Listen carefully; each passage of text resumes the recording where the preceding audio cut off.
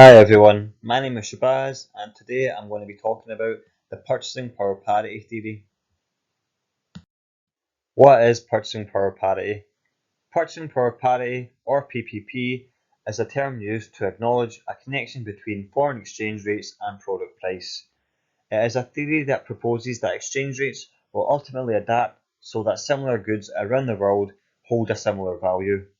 The theory is based on the law of one price, or also known as loop, and loop states that in a competitive market, if two goods are identical, then they should sell for the same price. PPP has many uses. It helps determine the purchasing power a country has, helps determine if a country's currency is over or undervalued, and helps predict movement in the foreign exchange rate. There are two versions of PPP, and these are the absolute and relative versions. As one of the purposes of PPP is to help determine movement in the foreign exchange rate, in order to do this, we must look at the simplest form of PPP, which is the absolute version. The absolute version expresses that once two monetary forms have been traded, a basket of goods or services should have a similar worth. For example, if a can of Coke costs $1.50 in the US, then a can of Coke from another country should equal to $1.50 after the conversion of the local currency into the US dollar. This is the law of one price, and if the can of Coke does not cost the same between the two countries, then the absolute version suggests that the currency exchange rate will change over a period of time until the can of Coke has the same value. If the absolute version does not hold, then the relative version of the theory should be analysed. Relative PPP is seen as the weaker version of the two, and this is because it assumes that the actual exchange rates will be in a constant equilibrium level. This means there will be a balance between domestic currency and foreign currency. If an imbalance occurs and the equilibrium level changes, the relative version of the theory predicts it will come back to an equilibrium level over time. The Big Mac Index. The Big Mac Index is a yearly study which compares the cost of Big Macs amongst the US and various other countries. By looking at the cost of a local good and comparing it to an identical good in another country, in this case a burger, the Big Mac Index can recommend what the exchange rate should be between the countries according to PPP and if a currency is over or undervalued in relation to the actual exchange rate. The Big Mac Index was invented in 1986 by the economist, and its purpose was to be a tool to assist with making the exchange rate theory a lot easier to understand. Now the Big Mac Index is used worldwide and has become a global standard. It is included in many economic textbooks and several academic studies. Based on what the Big Mac Index shows, according to The Economist, a Big Mac costs £3.49 in Britain and $5.65 in the United States. The implied exchange rate is 0.62, and the difference between this and the actual exchange rate is 0.73.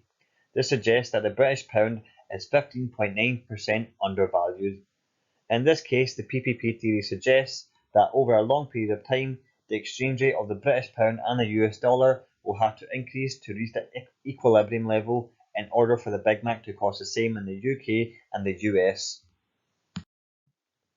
Arbitrage is a practice of taking advantage of a price difference between two or more countries and making a riskless profit. For example, if the market price of gold temporarily diverges in the Japanese market, then an arbitrager could buy gold in Japan and sell in the US straight away to make a riskless profit. Arbitrage would continue until the price equalizes. Another strategy called speculation can be used to make a profit as well. This is when a person buys a currency when it is weak and sells the same currency when it is stronger. This is riskier compared to the arbitrage technique, but more profitable as it is based on hunches and assumptions, and no one can tell the future. Using purchasing power parity will help with the speculation strategy. When it comes to predicting foreign exchange rates in the short run, PPP can be very inaccurate as there are certain factors that contribute towards product price. Supply and demand for certain products are different in each country. This actively demonstrates that the prices of certain products will rise or fall. If there's a high demand for a product, then the price of that product will most likely increase. Other effects such as natural disasters are unexpected causes, and this will affect product prices.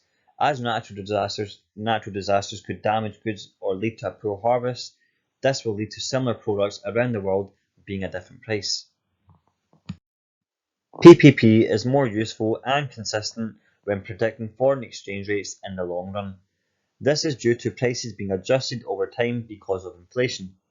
Researchers have shown evidence that an often changing price can play a part in affecting in the short run, but over time, the importance of these changes become less important and less relevant. Investigations over longer periods of times, like 100 years for example, have determined that PPP holds better. This chart shows that PPP is reliable in the long run as it stays close to the actual market exchange rate over a long period of time, but in the short run there are big differences from the market value and PPP. Nonetheless, there are certain factors that affect product prices which PPP does not take into account and may lead to some inaccuracy in regards to PPP holding in the long run. First of all, transaction costs are not considered by PPP, and as every sale completed between different countries has a transaction cost, this may lead to certain products being a bit more expensive. Also, transportation costs are not taken into account, so externally sourced goods that are having to be imported will sell for a higher price compared to products that are sourced locally. PPP does not consider government involvement such as tax and VAT rates. VAT rates are not the same in every country, therefore the higher the VAT rates are in a country will lead to higher product prices. PPP does not consider the fact there are some more parts in the world more wealthier than others. For example, taking the price of a product from London will not actually represent the true value of the product because the same product bought in London could cost less in Glasgow or other cities. Market competition is another aspect that plays against PPP. Certain products or goods might be internationally priced higher in order to compete against similar companies that sell similar products. There is a huge amount of experimental literature on PPP. As PPP is only a theory, it cannot be verified as being accurate, although the theory is valid until it is deemed as invalid or being disapproved.